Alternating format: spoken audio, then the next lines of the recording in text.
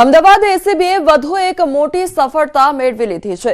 સુરત ગ્રામ્યના કેમ પોલીસ સ્ટેશનમાં ફરજ બજાવતા પોલીસ ઇન્સ્પેક્ટર તથા એક વકીલને રૂપિયા 3 લાખની લાંચ લેતા રંગે હાથ ઝડપી પાડ્યા છે।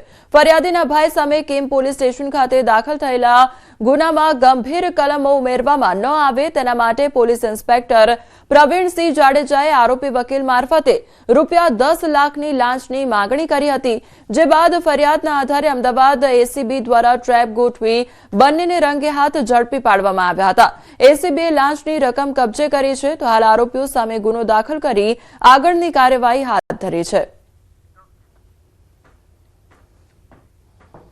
કેમ પોલીસ સ્ટેશનના પોલીસ ઇન્સ્પેક્ટર પ્રવીણસિંહ જાડેજા તથા એક પ્રજાજન ચિરાગભાઈ ગાંડલિયા જે વ્યવસાય વકીલ છે તેઓ પાસે પ્રથમ 10 લાખ રૂપિયાની માગણી કરેલી અને રકઝકના અંતે 3 લાખ રૂપિયા નક્કી થયેલા, જે 3 લાખ રૂપિયાની લાંચ લેતા એ વકીલ તેમજ પીઆઈ જેઓની ધરપકડ કરેલી છે।